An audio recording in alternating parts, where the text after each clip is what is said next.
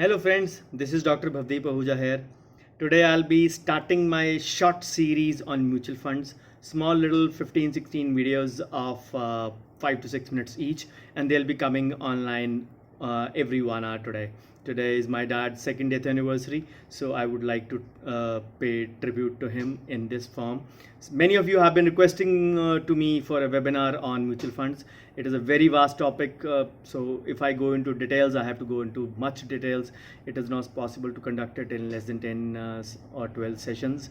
So what I'll do is I'll try to concise all the concept in a few videos, namely 15 to 16. So let's begin. What exactly is a mutual fund? A mutual fund is basically a pooled collection of assets wherein various investors from different classes or say different society forms, they come together and pool in money, and all that money is managed by a fund manager who actually picks according to his acumen and skill and invests that money in various stocks, bonds, shares of various companies as which he feel are going to give you the growth. And accordingly, the risk is shared by the thousands or the lakhs of people who actually pulled in the money over there. The most notable thing in this is that all the investors actually share a common goal. So the fund manager, according to his skill, will invest in that asset class, equity, debt, hybrid, balanced, whatever, and accordingly he'll give you the return. It is called mutual because the shares, risks, and profits are mutual. It are shared by all the investors. So that is how the mutual funds work, not in India, but anywhere else in the world. So in सबका एक बाप होता है which controls them, the watchdog appointed by the government of India, which was actually toothless before 1992, but after 1992 it got more powers, and with each passing day it is becoming stronger.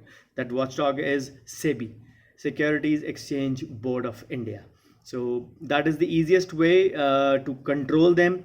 Anyone crossing the line, any one company crossing the line, any fund crossing the line, any fund house crossing the line is punished, penalized as per the SEBI norm set already. So what are the strong or differentiating features of mutual funds? The money is pooled from various investors. It is well regulated by the SEBI, as I told you.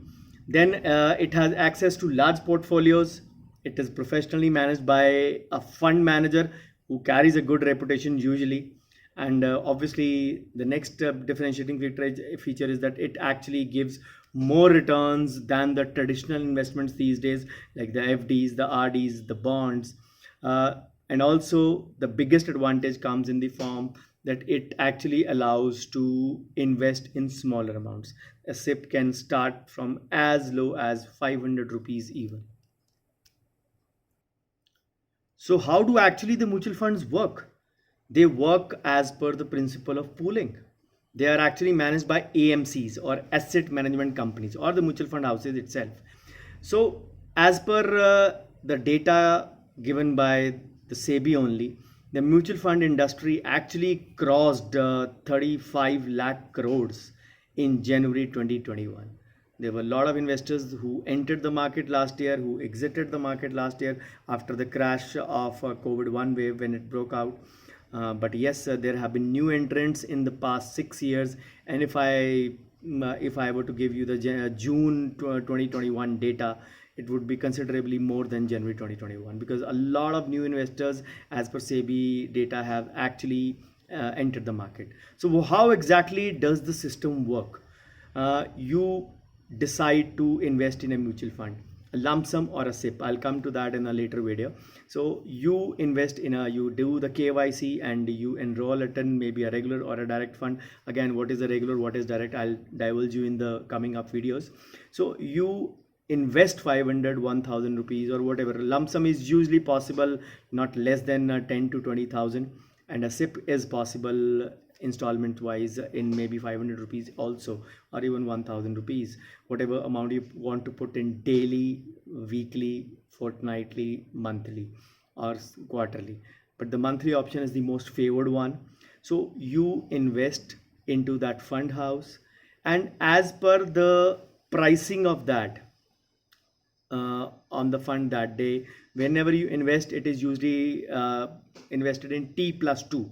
T+2 means the day of transaction 2 days afterwards. So if you invested on a Friday before 3 p.m., so you will get your investments entry on usually on the day of Tuesday, considering Saturday, Sunday are holidays, and a Monday or Tuesday are working days.